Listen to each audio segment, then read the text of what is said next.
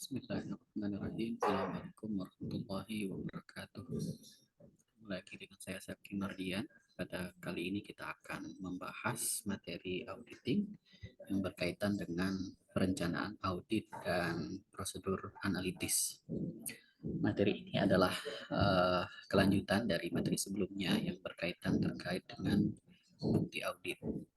Fase ini menjelaskan kepada kita bagaimana auditor memulai proses audit lapangan ya yang dilakukan terhadap kliennya. Oke, yang pertama adalah apa alasan tim audit itu harus melakukan perencanaan.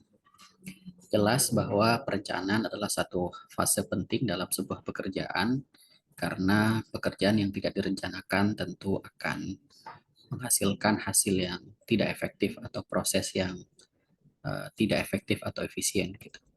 Dalam audit juga demikian gitu ya, agar perencanaan audit itu bisa berjalan dengan baik. Alasannya yang pertama adalah agar auditor dapat memperoleh ya bukti audit yang cukup dan tepat ya sesuai dengan klien yang ada seperti itu. Jadi perencanaan dilakukan oleh auditor agar tim audit itu bisa memperoleh ya bukti audit yang cukup dan tepat. Penjelasan terkait dengan bukti audit yang cukup dan tepat itu telah disampaikan pada materi sebelumnya. Yang kedua adalah berkaitan dengan biaya ya. Dengan adanya perencanaan, auditor itu bisa menjaga biaya proses audit itu reasonable ya atau efisien gitu. Karena proses audit yang dilakukan oleh auditor itu memiliki anggaran yang terbatas sehingga auditor harus merencanakan audit itu dengan baik. Sebagai contoh misalnya ketika direncanakan audit itu akan selesai dalam 3 bulan, tetapi kemudian tanpa perencanaan yang baik kemudian delay, ya bisa 4 bulan, 5 bulan, tentu saja biaya yang dikeluarkan akan semakin besar gitu ya. Kemudian yang ketiga adalah perencanaan juga penting dalam audit itu untuk menghindari ya terjadinya kesalahpahaman ya atau kesalahan dalam memahami bisnis dari klien.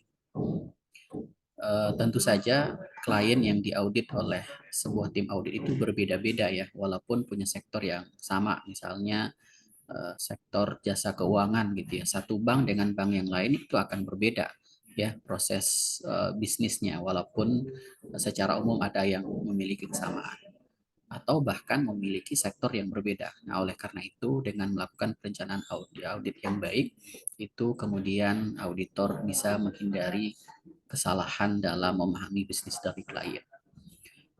Salah satu contohnya adalah kasus dari Enron ya. Kalau kita baca kembali bagaimana kantor akuntan publik terbesar pada masa itu ditutup gitu ya atau dilarang beroperasi lagi karena mereka salah satunya adalah tidak memahami dengan baik bagaimana bisnis dari Enron gitu ya. Artinya kantor akuntan publik Andersen yang saat itu mengaudit perusahaan Enron, tim auditnya dianggap tidak memahami dengan baik ya bagaimana Enron itu beroperasi, sehingga dengan demikian mereka tidak dapat ya memperoleh bukti audit yang tepat dan cukup, dan akhirnya mereka salah ya dalam memberikan opini ya seperti itu.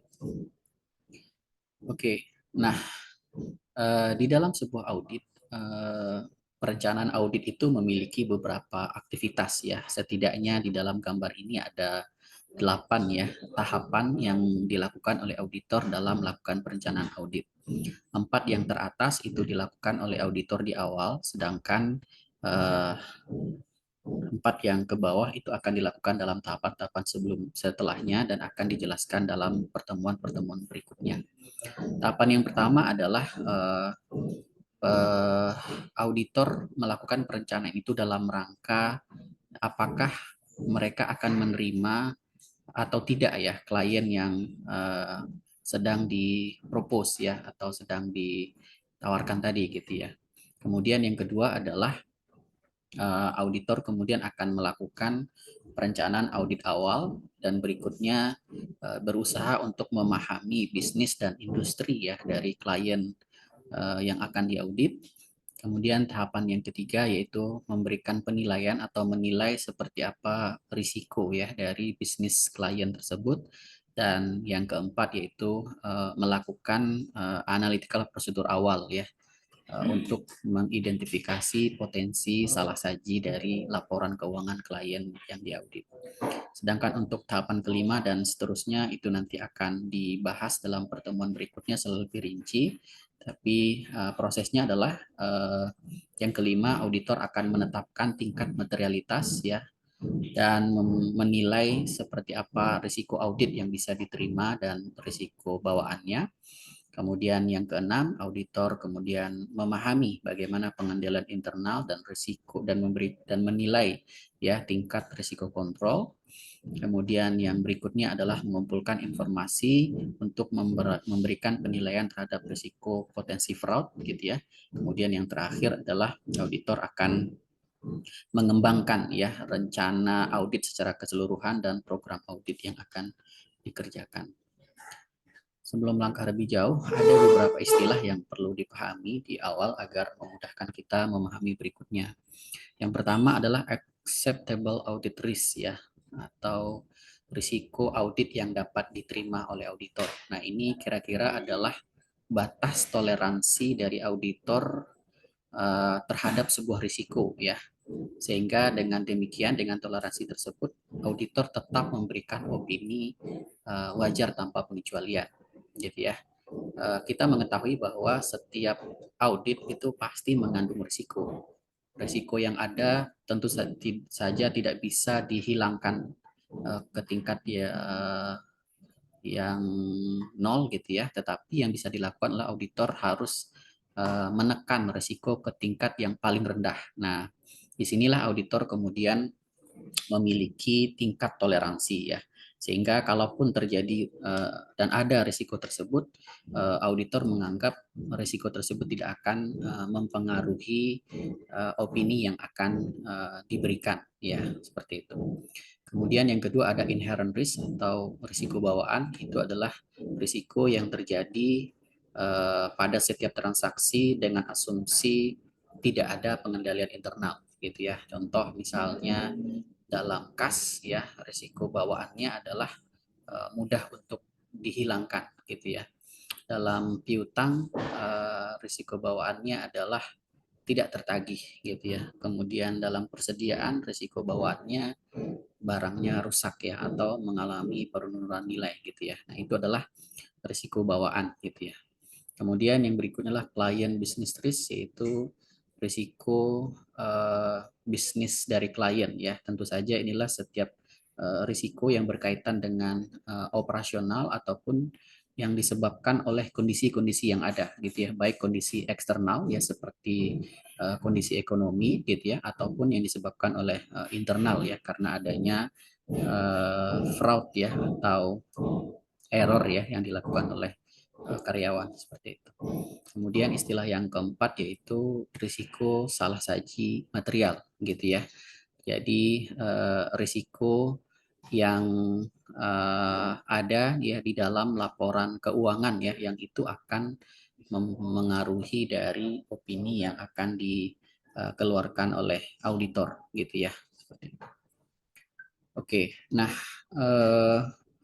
ini adalah langkah-langkah yang dilakukan oleh auditor di dalam perencanaan awal. Yang pertama adalah apakah auditor itu akan menerima klien yang akan diaudit, dengan artian inilah klien baru atau melanjutkan klien yang lama gitu ya. Nah, perencanaan ini akan menjadi fase bagi auditor untuk memutuskan apakah akan menerima ya atau menolak atau melanjutkan atau memberhentikan gitu ya, seperti itu. Ya, ini konteksnya adalah untuk klien baru atau klien lama seperti itu. Yang kedua adalah mengidentifikasi alasan kenapa klien tersebut meminta audit gitu. Nah, ini pasti tentu ada tujuan-tujuan tertentu gitu ya. Misalnya sebuah perusahaan ingin diaudit karena akan melakukan yang namanya RUPS misalnya, rapat umum pemegang saham, yang nanti tentu saja akan ditindaklanjuti dengan beberapa eh, strategi perusahaan, apakah membagikan dividen atau dan segala macamnya, atau sebuah perusahaan ingin diaudit karena ingin mendapatkan pinjaman ya dari bank ya dan segala macamnya. Jadi auditor harus mendapatkan apa alasan utama dari perusahaan tersebut ingin diaudit. Nah, ini akan membantu juga bagi kita untuk mempersempit fokus kita gitu ya, seperti itu. Kalau misalnya tujuan auditnya lah untuk RUPS, berarti nanti fokus kita memastikan bahwa laba bersih yang nanti akan dibagikan ya, sebagiannya untuk dividen, itu memastikan bahwa laba bersih tersebut itu tidak atau bebas dari salah saji yang material, dalam artian fokus audit terhadap pendapatan dan beban itu akan menjadi satu hal yang penting gitu ya. Kalau tujuan auditnya itu berkaitan dengan ingin mendapatkan kredit dari bank, tentu di sini yang akan jadi fokus auditor adalah terkait dengan kemampuan bayar ya dari perusahaan tersebut ya pada saat mereka mendapatkan kredit dari bank. Seperti itu. Kemudian yang ketiga, auditor akan memperoleh pemahaman ya terhadap klien ya, dengan artian kita memang ketika akan melakukan audit harus memahami klien kita gitu ya. Jangan sampai kita tidak paham sama sekali, seperti kita masuk dalam sebuah hutan belantara gitu ya. Kita tidak mengerti seperti apa transaksinya, tidak mengerti apa produknya, tidak mengerti apa rencana bisnis mereka, tidak mengerti seperti apa profil dari manajemennya ya dan segala macamnya, seperti itu. Kemudian yang keempat adalah mengembangkan strategi audit yang komprehensif ya, atau yang menyeluruh ya. Karena proses audit ini terdiri dari beberapa tim dan ruang lingkupnya juga beragam, maka jangan sampai kemudian perencanaan auditnya itu parsial ya, tidak terintegrasi satu dengan yang lainnya. Oke, nah kita bahas lebih dalam gitu ya. Apakah auditor akan menerima atau menolak, melanjutkan atau memberhentikan gitu ya. Nah, ini konteksnya adalah yang pertama adalah kalau seandainya ada calon klien baru gitu ya. Maka di sini auditor jika klien tersebut telah diaudit oleh KAP yang lain, maka dalam konteks ini auditor sebagai KAP yang baru itu berupaya melakukan komunikasi ya dengan KAP sebelumnya gitu ya. Nah, ini tujuannya agar kita mendapat gambaran secara ringkas ya terkait dengan proses audit yang terjadi di tahun-tahun sebelumnya gitu ya. Kemudian yang kedua juga di sini dipastikan seperti apa calon dari klien itu mau bekerja sama gitu ya. Jadi jangan sampai ketika kita melakukan audit dan meminta beberapa data, mereka tidak berkenan gitu ya. Nah, ini tentu saja akan berdampak terhadap proses audit yang akan kita lakukan ya.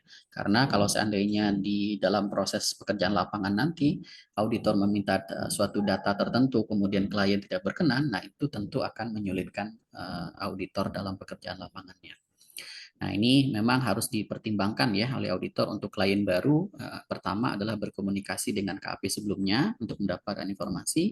Yang kedua adalah memastikan bahwa klien kita itu terbuka ya atas informasi-informasi yang akan kita gali.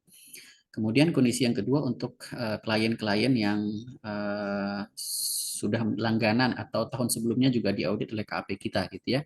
Maka kita perlu untuk melakukan evaluasi tahunan ya gitu ya terkait dengan beberapa isu yang terjadi di klien kita ini gitu ya di tahun berjalan gitu ya. Kemudian mengevaluasi apakah fee audit yang ditawarkan itu apakah akan naik ya atau tetap gitu ya. Nah, itu tentu saja akan dievaluasi dari proses audit tahun sebelumnya. Kalau dirasa misalnya di tahun sebelumnya dengan ruang lingkup 1 sampai 10 fee auditnya 20 gitu ya. Kemudian di tahun ini dengan asumsi ruang lingkupnya sama gitu ya. Nah, apakah PI-nya akan kita tingkatkan atau seperti apa. Kemudian yang berikutnya juga yang perlu diperhatikan adalah bagaimana kalau seandainya ada pengelola yang baru atau manajemen yang baru gitu ya, atau manajemen lama, nah seperti apa tingkat integritas dari pengelola atau manajemen. Nah ini penting agar kita kemudian bisa memahami seperti apa pengelolaan perusahaan yang akan kita audit. Kemudian yang berikutnya adalah mengidentifikasi ya kenapa sebuah perusahaan itu ingin diaudit gitu ya.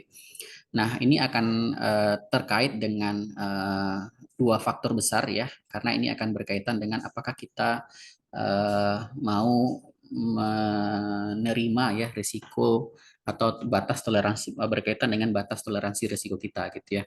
Nah, ini akan berkaitan yang pertama adalah apakah laporan keuangan yang akan diaudit itu punya pembaca laporan atau pengguna laporan keuangan potensial atau tidak gitu ya.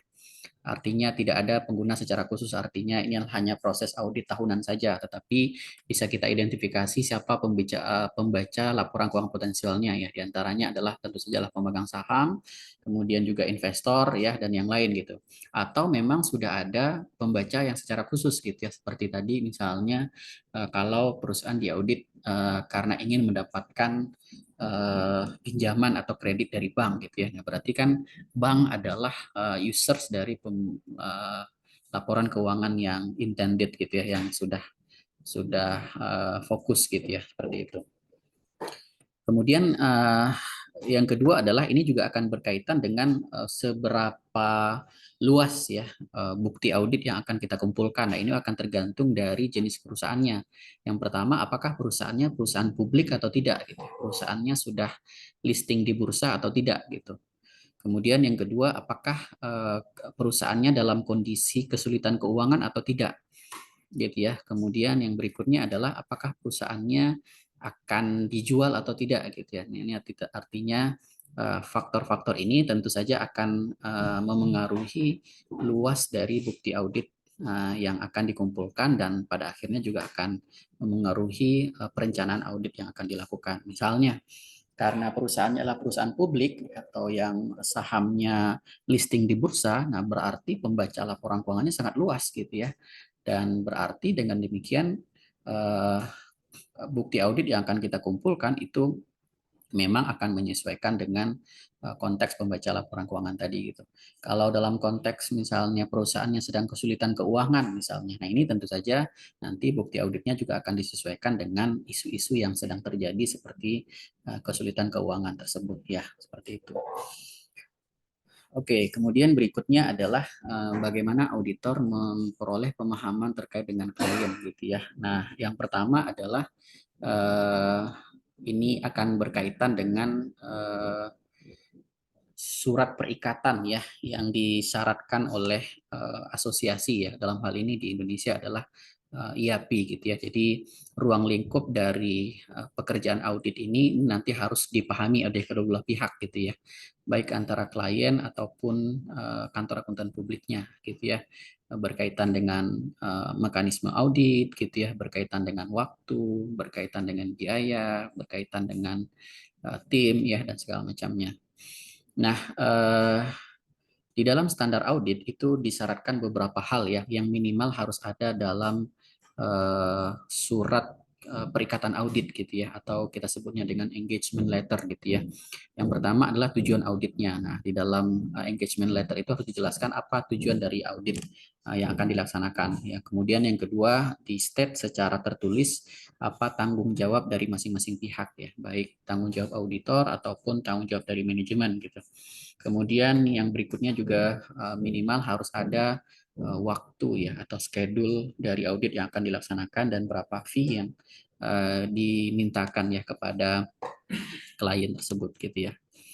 Kemudian di sini juga harus menginformasikan kepada klien bahwa auditor itu tidak memberikan garansi ya bahwa semua aktivitas potensi aktivitas fraud yang ada itu akan tercover gitu ya, karena memang ada keterbatasan dari auditor ya. Yang pertama adalah keterbatasan waktu gitu ya, kemudian juga keterbatasan biaya, juga keterbatasan dari informasi yang diberikan ya, dan segala macamnya. Jadi tidak ada garansi. Nah, itulah kenapa kemudian opini audit itu adalah wajar, tidak wajar ya, bukan benar atau salah ya, dengan artian kalau sebuah perusahaan itu diberikan opini wajar tanpa pengecualian, itu tidak berarti kemudian perusahaan itu bebas sama sekali dari tindakan fraud gitu ya. Seperti tetap masih ada peluang di situ, potensi-potensi yang bisa merugikan pembaca laporan keuangan. Namun dengan apa standar yang dilakukan oleh auditor itu paling tidak dia bisa menekan risiko ke tingkat yang paling rendah. Nah, ini contoh ya dari surat perikatan audit gitu ya, dan bisa kita lihat di sini beberapa informasi ya. Di sini dijelaskan seperti apa ruang lingkupnya, tujuan auditnya, kemudian auditnya di paragraf kedua menjelaskan bahwa proses auditnya itu sesuai dengan standar akuntansi yang standar auditing yang berlaku dan standar akuntansi yang berlaku gitu ya. Kemudian juga auditor menjelaskan di sini seperti apa peran ya dari internal control yang ada gitu ya, bahwa proses audit itu juga akan sangat tergantung dari internal control yang menjadi tanggung jawab ya dari manajemen ya, seperti itu. Kemudian juga bagaimana auditor di sini meminta klien agar memberikan akses yang luas ya terkait dengan perolehan bukti gitu ya. Ya, dan juga di sini ada fee yang ditawarkan ya, dan segala macamnya seperti itu. Nah, di sini akan diajukan oleh kantor akuntan publik dan nanti akan disetujui oleh klien. Jadi ini engagement letter ini seperti sebuah proposal ya, proposal audit ya, yang diajukan oleh kantor akuntan publik ya kepada klien ya, seperti itu. Kemudian berikutnya adalah mengembangkan strategi audit yang menyeluruh gitu ya. Maka di sini pada saat auditor membuat strategi audit awal, itu auditor harus memperhatikan beberapa hal gitu ya. Seperti yang pertama adalah auditor harus memahami ya seperti apa bisnis dan industri dari klien, kemudian area-area mana saja yang mengandung ya risiko salah saji yang material gitu ya. Jadi dari beberapa transaksi itu harus bisa teridentifikasi area-area mana saja yang punya potensi risiko salah saji yang tinggi gitu ya. Kemudian juga harus diperhatikan juga adalah apakah perusahaan tersebut punya banyak cabang atau tidak gitu ya, atau lokasi atau tidak. Nah, ini juga akan memengaruhi strategi auditnya. Kemudian past effectiveness of control ya. Jadi seperti apa pelaksanaan atau implementasi pengendalian yang telah dilakukan oleh manajemen ya, seperti itu. Maka dengan strategi awal ini itu auditor akan mampu menentukan sebanyak apa ya SDM yang akan diturunkan ya, karena ini akan terkait dengan tim audit yang dikumpulkan ya, apakah kemudian akan tetap menggunakan staff audit yang lama gitu ya, atau butuh bantuan ya dari tenaga-tenaga baru ya dari associate auditnya. Kemudian juga nanti akan menjadi pertimbangan apakah dalam pekerjaan audit ini kita atau auditor membutuhkan tenaga-tenaga spesialis dari luar atau tidak gitu ya. Misalnya bagaimana menghitung batu bara misalnya, atau bagaimana memastikan keaslian dari emas misalnya. Nah, itu tentu butuh tenaga-tenaga spesialis yang lain ya, seperti itu. Nah, ini dengan melakukan perencanaan maka auditor akan bisa mendapat gambaran seperti apa SDM yang akan diterjunkan. Oke, berikutnya adalah memahami ya bisnis dari klien gitu ya. Di dalam standar audit itu disebutkan bahwa auditor itu mengidentifikasi dan menilai risiko salah saji gitu ya, yang baik yang disebabkan karena fraud atau yang disebabkan oleh error gitu ya, atau ketidaksengajaan. Dengan cara apa? Yaitu dengan cara understanding of entity and its environment gitu ya. Jadi dengan cara memahami entitas atau klien tersebut dan lingkungan bisnisnya gitu ya, termasuk juga di sini adalah internal control-nya gitu ya, atau pengendalian internal yang dilakukan gitu ya. Nah, maka di sini pemahaman terhadap klien itu akan berkaitan dengan resiko bisnis gitu ya. Seperti tadi gitu ya. Kalau misalnya kita mengaudit perusahaan tekstil misalnya, nah, kita harus melihat seperti apa kondisi ekonomi terkait dengan tekstil gitu ya. Apakah kondisi ekonomi sedang mendukung industri tekstil atau tidak gitu ya, seperti itu. Atau misalnya perusahaan lembaga keuangan misalnya. Nah, ini juga akan berkaitan banyak hal terkait dengan kondisi-kondisi makro gitu ya. Jadi risiko dari bisnis klien tersebut adalah risiko di mana klien itu gagal ya dalam mencapai tujuan-tujuan mereka gitu ya. Baik kegagalan itu disebabkan karena faktor internal atau disebabkan karena faktor eksternal ya, seperti kondisi makro ya dan segala macamnya.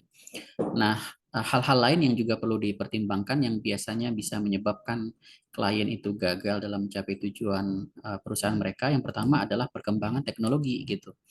Nah, ini juga penting gitu ya, bagaimana auditor itu juga aware ya terhadap dampak teknologi terhadap bisnis dari klien gitu ya.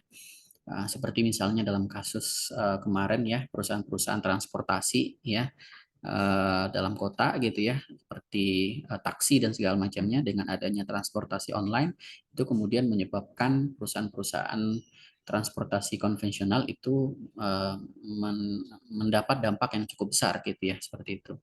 Kemudian juga global operation, nah ini lebih kepada kondisi-kondisi keuangan global gitu ya, seperti seperti yang kemarin kasus pandemi gitu ya. Nah, ini akan menjadi satu pertimbangan juga ya, apakah kasus-kasus dunia itu bisa berpengaruh secara langsung atau tidak. Yang pasti kemarin ketika kita melihat kasus pandemi, hampir semua perusahaan itu terdampak ya, sektor apapun gitu ya. Kemudian juga human capital ya, artinya SDM yang ada di perusahaan tersebut gitu ya. Nah, ini juga akan harus menjadi pertimbangan ya, apakah perusahaan dikelola oleh orang yang kompeten, punya integritas, punya dedikasi atau tidak segala, atau bahkan di situ ada konflik-konflik tertentu gitu ya yang terjadi gitu. Nah, ini akan menjadi pertimbangan auditor dalam melihat atau menilai dari risiko bisnis dari perusahaan tersebut. Oke, nah apa saja yang kemudian akan diperhatikan ya oleh auditor yang terkait dengan industri dari klien? Yang pertama adalah ini ya, industri dan external environment. Nah, ini berarti terkait dengan tadi ya, di bidang apa ya perusahaan tersebut beroperasi gitu ya, dan seperti apa bisnis lingkungan bisnisnya gitu ya. Kemudian yang berikutnya nih kondisi internalnya, bagaimana bisnis operation dan prosesnya, apakah proses bisnis yang dilakukan itu efektif atau tidak gitu ya. Kemudian yang ketiga terkait dengan manajemen dan governance atau tata kelola ya. Nah, ini berkaitan dengan seperti apa kinerja ya dari manajemen dan GCG yang diterapkan gitu ya. Kemudian tujuan dan strategi yang dijalankan oleh perusahaan.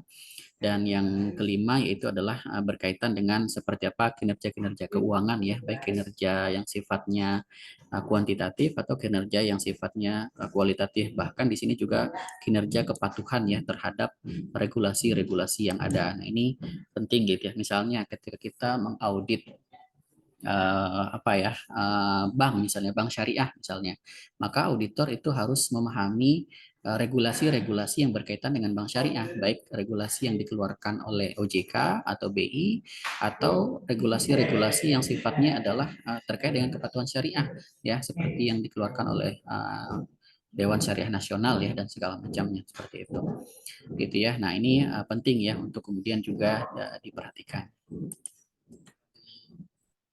Oke, berikutnya adalah kondisi-kondisi ya dari eksternal dan internal. Nah, ini berkaitan dengan alasan-alasan untuk mendapatkan dan memahami seperti apa lingkungan bisnis dari perusahaan tersebut ya, seperti yang kita jelaskan tadi. Apakah ada risiko yang berkaitan dengan industri secara khusus gitu ya. Kemudian apakah ada sebuah risiko bawaan yang secara umum itu akan ada dalam seluruh perusahaan yang sama gitu ya, industri yang sama gitu ya, atau misalnya ada aturan-aturan accounting yang khusus yang berkaitan dengan perusahaan tersebut gitu ya. Jadi ini perlu diperhatikan ya, seperti tadi misalnya kalau kita sedang mengaudit perusahaan transportasi konvensional gitu ya. Nah, tentu saja ada lingkungan-lingkungan bisnis yang berpengaruh secara umum, yaitu dalam artian dengan adanya berkembangnya perusahaan-perusahaan transportasi online gitu ya. Berarti semua perusahaan transportasi konvensional itu akan kena dampak gitu ya. Seperti itu. Atau misalnya tadi ya penerapan PSK tertentu ya atas satu bisnis tertentu gitu ya. Nah, seperti misalnya apa ya, kalau entitas syariah ya berarti PSK syariah gitu ya. Nah, berarti auditor itu juga harus memahami seperti apa PSK syariah yang ada. Berikutnya adalah bisnis operasi gitu ya. Jadi kondisi internalnya auditor tentu saja harus memahami beberapa hal. Yang pertama adalah kita harus memahami dari mana sumber utama dari pendapatan perusahaan tersebut gitu ya. Nah, ini akan berkaitan dengan core bisnisnya gitu ya. Nah, ini harus kita pahami kalau dia adalah perusahaan transportasi ya berarti pendapatan utamanya diperoleh dari hasil sewa transportasinya atau dari penumpangnya. Kalau seandainya kita mengaudit perusahaan seperti hotel gitu ya, berarti pendapatan utama mereka diperoleh dari ya sewa kamar gitu ya. Seperti itu. Nah, ini harus kita lihat gitu ya. Jadi ini akan berkaitan dengan core business klien yang akan kita audit. Kemudian berikutnya adalah key customer dan supplier. Nah, ini berkaitan juga terkait dengan pendapatan tadi, siapa yang menjadi pelanggan atau supplier utama dari bisnis tersebut gitu ya. Kalau hotel ya berarti supplier apa customer utamanya ya berarti wisatawan, orang yang menginap ya di perusahaan tersebut gitu ya. Kalau yang kita audit adalah perusahaan jasa pendidikan gitu ya. Berarti customer utamanya ya siswa atau mahasiswa gitu ya, seperti itu. Kemudian source of financing ini berkaitan dengan dari mana perusahaan itu memperoleh pendanaan gitu ya. Apakah dari pemegang saham atau ada sumber-sumber pendanaan yang diperoleh dari pihak ketiga ya melalui pinjaman dan segala macam. Kemudian ada informasi yang lain yang harus dipahami juga terkait dengan perusahaan-perusahaan atau hubungan afiliasi ya seperti itu. Nah, ini terutama bagi perusahaan-perusahaan yang punya banyak perusahaan afiliasi ya, baik cabang ataupun anak-anak perusahaan dan segala macamnya gitu ya. Nah, ini juga harus diperhatikan ya oleh auditor. Next, yang berikutnya adalah yang juga perlu dilakukan oleh auditor yaitu mengunjungi langsung ya. Jadi tour to the plant and office gitu ya. Jadi ada satu hal yang penting, jangan sampai kita mengaudit sebuah perusahaan tapi kita tidak pernah tahu di mana lokasi perusahaan itu gitu ya.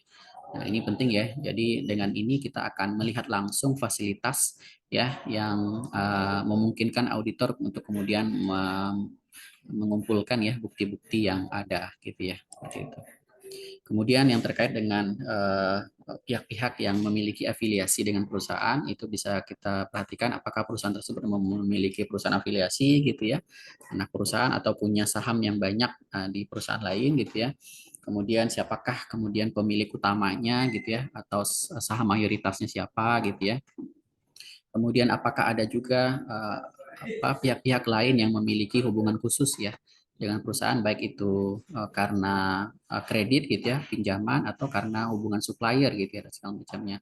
Atau harus diidentifikasi juga pihak-pihak lain yang kira-kira bisa mengaruhi ya manajemen ya atau kebijakan-kebijakan dari manajemen gitu ya. Nah, ini biasanya adalah para pemegang saham yang boleh jadi itu punya perwakilan ya di perusahaan tersebut gitu ya seperti itu. Nah, ini juga harus diidentifikasi gitu ya.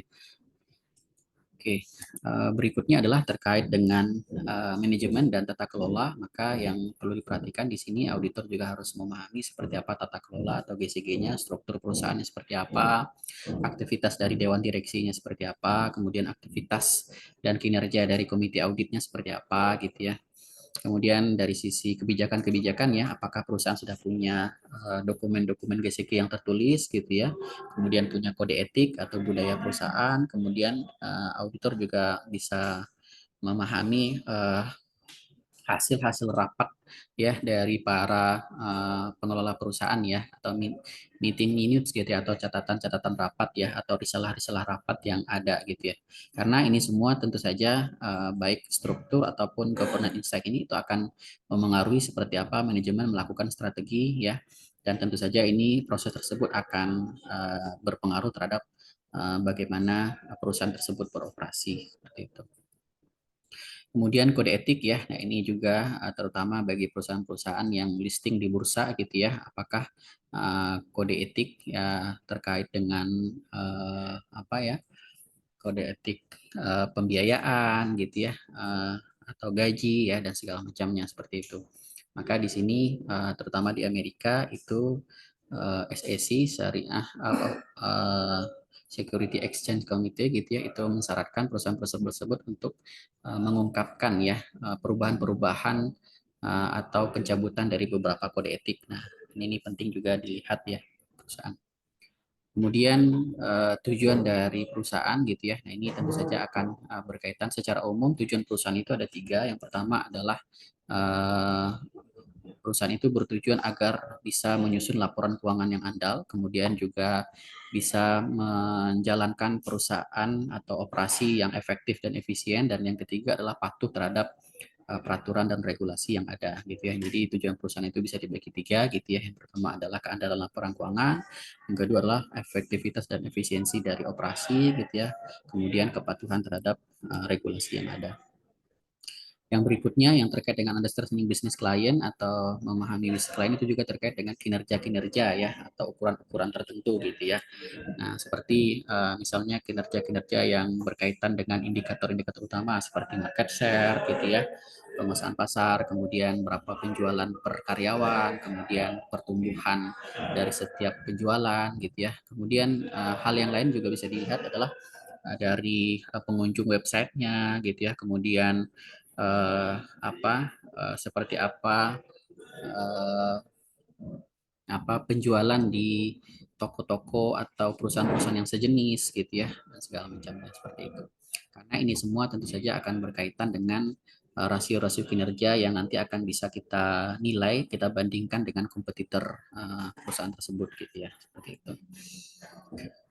Oke, kemudian berikutnya tahapan berikutnya dalam perencanaan audit adalah auditor akan menilai ya risiko bisnis perusahaan seperti tadi risiko bisnis klien itulah risiko di mana perusahaan itu gagal dalam mencapai tujuan-tujuan mereka gitu ya. Nah, apa yang menjadi concern auditor dalam konteks ini ya? Tentu saja yang menjadi concernnya adalah apakah salah saji ya material yang ada dalam laporan keuangan tersebut itu disebabkan oleh risiko bisnis tadi atau tidak. Artinya konteksnya adalah auditor ketika memahami risiko bisnis itu akan melihat apakah risiko bisnis tersebut berdampak terhadap tidak terhadap ada atau tidaknya atau tinggi atau rendahnya salah saji dalam pelaporan keuangan gitu ya. Jadi lebih kepada risiko-risiko bisnis yang langsung berkaitan atau memberikan dampak terhadap laporan keuangannya. Seperti itu. Oke, nah di sini bisa kita lihat ya bagaimana auditor dengan memahami klien dan bisnis gitu ya dan dampaknya terhadap laporan keuangan ya. Jadi dengan auditor bisa memahami bisnis dari klien tersebut gitu ya, baik industrinya, operasinya sampai kepada kinerja-kinerjanya, maka auditor kemudian dengan bahan tersebut akan bisa menilai ya seberapa berisiko perusahaan ini gitu ya dan pada akhirnya auditor itu akan melihat dampaknya terhadap keberadaan dari risiko salah saji material gitu ya. Oke. Nah, terakhir yang perlu kita bahas adalah terkait dengan bagaimana auditor bisa mengidentifikasi potensi salah saji di awal gitu ya. Nah, salah satu yang bisa dilakukan adalah auditor melakukan yang namanya prosedur analitis. Nah, apa yang maksud dengan prosedur analitis ya? Prosedur analitis itu adalah satu aktivitas yang dilakukan oleh auditor dengan cara membandingkan rasio-rasio perusahaan dengan rasio industri gitu ya atau membandingkannya dengan kompetitornya gitu ya. Nah, agar dengan demikian kita bisa melihat apakah perusahaan ini secara kinerja itu apakah di bawah industri atau di atas atau seperti apa gitu ya. Nah, ini tentu saja akan menjadikan informasi awal bagi auditor apakah di situ ada potensi perubahan rasio yang tidak wajar atau tidak gitu. Misalnya secara industri rata-rata penjualan di industri yang sama itu naik gitu ya. Misalnya industri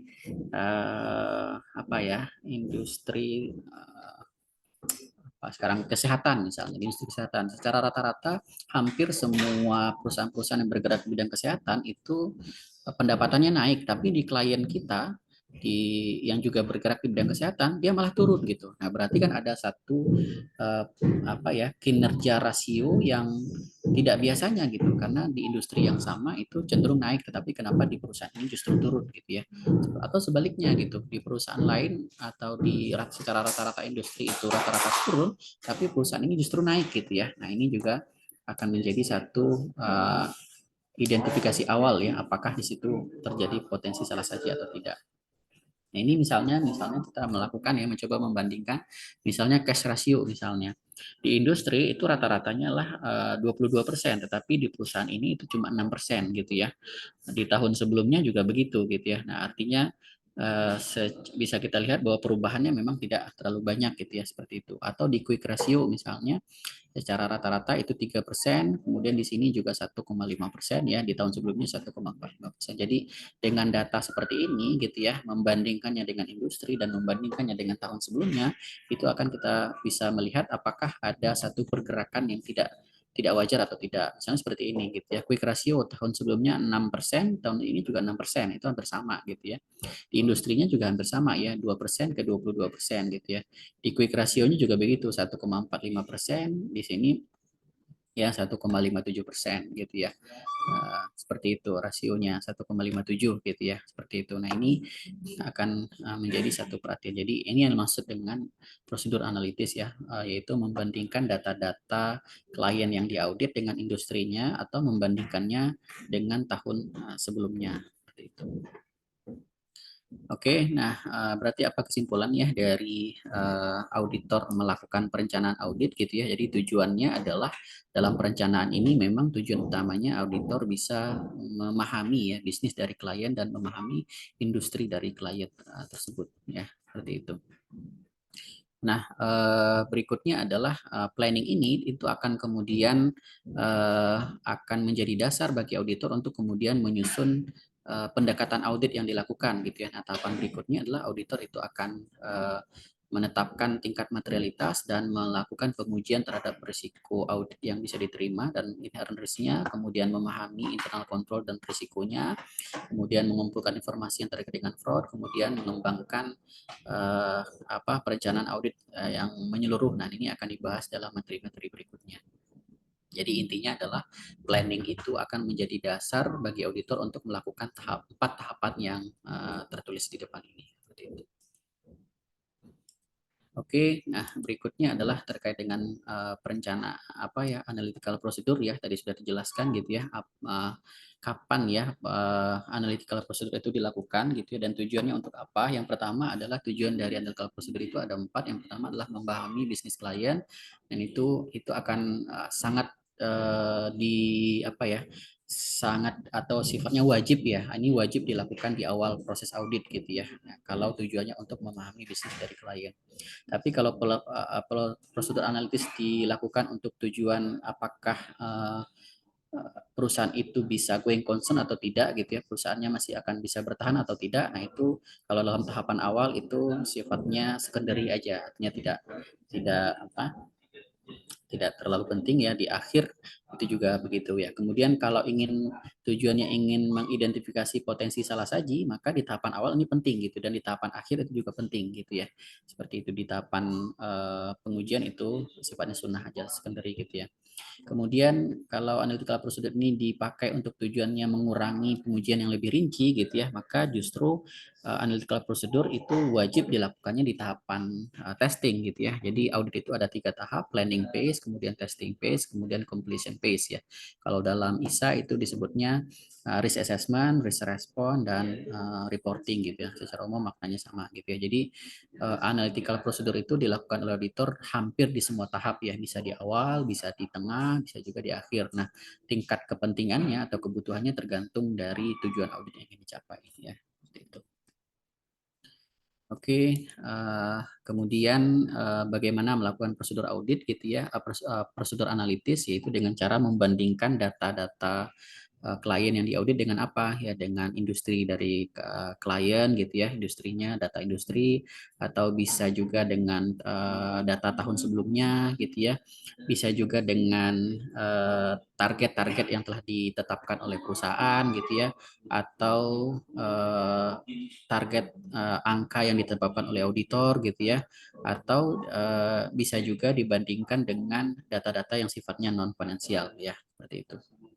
Ya, ini membandingkan dengan data industri kira-kira seperti ini. Misalnya kita membandingkan data pergerakan persediaan ya. Nah, ini adalah data klien dari tahun 2018 dan 2019, ini data industri gitu ya. Bisa kita lihat bahwa perusahaan ini kinerja perputaran persediaannya hampir sama ya dengan rata-rata industri gitu. Artinya perusahaan ini normal lah gitu ya. Bisa kita lihat artinya potensi salah sajinya itu kecil gitu ya, karena perusahaan bergerak searah dengan bergeraknya industrinya, seperti itu. Kalau dengan tahun sebelumnya, nah itu misalnya seperti ini, membandingkannya dengan data tahun sebelumnya, misalnya penjualan bersih di tahun 2019 itu 143.000 ya, 86, di tahun sebelumnya 2018-nya 131 gitu ya, hampir sama ya. Artinya pergerakannya tidak terlalu signifikan gitu ya, seperti itu. Kemudian cost of goods sold-nya ya, atau harga pokok penjualannya gitu ya, di tahun sebelumnya itu hampir 72%, di tahun sebelumnya itu 72%. Artinya tidak ada pergerakan yang artinya kalau pergerakannya tidak signifikan, ini berarti kita menyimpulkan potensi risiko salah sajinya minimal gitu ya. Begitu juga dengan selling expense-nya bersama ya, 9,8, ini 10 gitu ya. Net income-nya juga begitu, tahun lalu 2,4, tahun ini 2,8, jadi tidak terlalu signifikan. Kemudian atau bisa juga menggunakan beberapa rasio keuangan pada umumnya ya, seperti misalnya risiko likuiditas ya, risiko kemampuan perusahaan untuk membayar utang-utang jangka pendek gitu ya, atau kewajiban-kewajiban jangka panjang, atau rasio-rasio yang sifatnya profitabilitas ya. Nah, seperti rasio-rasio yang ada di materi-materi keuangan ya, seperti cash ratio ya, quick ratio, current ratio gitu ya, perputaran piutang gitu ya, kemudian hari pengumpulan piutang, kemudian perputaran persediaan dan segala macamnya. Ini bisa kita hitung ya, dan kita bandingkan dengan industri atau kita bandingkan dengan tahun sebelumnya. Oke, nah ini rasio-rasio yang berkaitan dengan profitabilitas gitu ya, bisa earning per share gitu ya, bisa juga gross profit, bisa juga profit margin ya. Gitu ya. Kemudian bisa juga membandingkannya secara vertikal ya, misalnya membandingkan rasio dengan ekspektasi gitu ya, analitis ya, rasio-rasio yang sifatnya analitis membandingkan dengan ekspektasi dari auditor gitu ya, seperti itu. Nah, ini juga dalam rangka mengidentifikasi potensi salah saji dan mengurangi pengujian-pengujian yang lebih detail ya, untuk menguji isu yang berkaitan dengan keberlangsungan perusahaan. Oke, sementara itu yang bisa kita sampaikan. Nanti coba kita lihat ya seperti apa di antara soal ya yang ada di buku Ernst yang berkaitan dengan tema chapter 8 ini. Baik, coba kita lihat ya beberapa soal ya yang ada berkaitan dengan buku ini. Misalnya kita ambilkan di buku Ernst ya. 828. Berikut ini adalah pertanyaan yang berkaitan terkait dengan penerimaan klien, kemudian perencanaan audit dan materialitas ya. Silahkan pilih jawaban yang paling tepat ya. Seperti itu. Misalnya seperti ini. Which of the following procedure will a CPA least likely perform during the planning stage of the audit gitu ya. Manakah prosedur berikut ini yang minimal gitu ya harus dilakukan oleh auditor pada saat perencanaan audit gitu ya. A. Menentukan waktu pengujian. B. Melakukan kunjungan ke perusahaan, ke kantor. C. Melakukan wawancara dengan staf legal. E. Menentukan dampak dari informasi ya di awal gitu ya, seperti itu. Nah, maka apa yang kemudian least likely ya, least likely berarti yang tidak terlalu digunakan ya. Seperti itu ya, tidak terlalu digunakan lakukan hal ini gitu ya. Nah, dari 4 jawaban ini tentu saja kalau yang pertama jelas gitu ya, menentukan waktu itu adalah aktivitas yang harus dilakukan oleh auditor di awal gitu. Mengunjungi perusahaan itu juga gitu ya. Menentukan dampak teknologi terhadap audit itu juga. Nah, yang tidak terlalu penting untuk dilakukan di tahapan awal adalah yang ketiga ini ya, melakukan inquiry dengan staf legal, karena biasanya prosedur ini akan dilakukan oleh auditor nanti di tahapan apa ya, pengujian lapangan gitu ya. Jadi di awal ini belum terlalu penting ya untuk direncanakan atau dilakukan prosedurnya. Kemudian yang B misalnya successor auditor inquiry ya, seorang auditor itu melakukan meminta informasi ya kepada auditor sebelumnya ya, include question apa saja kira-kira pertanyaan yang akan dilakukan oleh auditor kepada auditor sebelumnya ya, kalau dia ingin menerima satu klien baru gitu ya. Yang pertama adalah berapa jumlah personel audit yang diturunkan oleh KAP lama gitu ya. Yang kedua adalah penilaian tujuan fungsi internal audit klien gitu ya, seperti apa hasilnya. Kemudian yang ketiga adalah melakukan komunikasi dengan manajemen dan pihak-pihak yang berkaitan dengan tata kelola, yang berkaitan dengan defisiensi. Defisiensi itu berarti apa ya, hal-hal yang tidak atau hal-hal yang bertentangan terkait dengan internal control. Kemudian yang keempat adalah yaitu seberapa banyak tingkat respon dari konfirmasi ya, yang dilakukan terhadap piutang gitu, yang mana yang paling apa ya, yang paling tidak harus gitu ya, atau yang bisa diabaikan ya oleh auditor, informasi mana yang bisa diabaikan oleh auditor pada saat mereka bertanya kepada KP yang sebelumnya gitu ya. Kemudian di sini bisa kita lihat ya, kalau yang pertama ini berkaitan dengan jumlah tim audit, karena ini penting ya, karena ini dalam tahapan perencanaan ya. Tentu saja ini akan berkaitan dengan benchmarking bagi auditor baru gitu ya. Auditor successor itu berarti auditor yang baru ya, untuk mendapatkan gambaran kira-kira berapa jumlah audit ya, yang auditor yang diturunkan. Ya, kemudian yang kedua adalah penilaian terhadap objektivitas dari fungsi internal audit. Nah, ini juga penting ya di awal untuk melihat seperti apa GCG ya, atau tata kelola ya, tadi disampaikan salah satu informasi yang harus dikumpulkan auditor dalam tahapan pemahaman bisnis itu adalah memahami tata kelola. Nah, ini berkaitan dengan tata kelola ya. Kemudian yang ketiga ini juga berkaitan dengan tata kelola gitu. Berarti pilihan yang nomor 4 lah yang kemudian bisa diabaikan oleh auditor pada saat bertanya kepada KAP sebelumnya dalam tahapan awal ya, seperti itu. Karena yang keempat ini tingkat respon dari utang itu biasanya dilakukan oleh auditor pada saat tahapan yang kedua ya, atau tahapan pekerjaan lapangan. Nah, karena yang ditanya di sini adalah yang berkaitan dengan perencanaan, berarti yang bisa diabaikan itulah yang keempat. Jadi 1, 2, 3 itu harus ya dilakukan oleh auditor, yaitu ya, paling tidak ini bisa ditanyakan kepada KAP sebelumnya. Oke, baik. Saya kira itu yang bisa disampaikan. Mudah-mudahan materi ini bisa dipahami. Terima kasih. Assalamualaikum warahmatullahi wabarakatuh.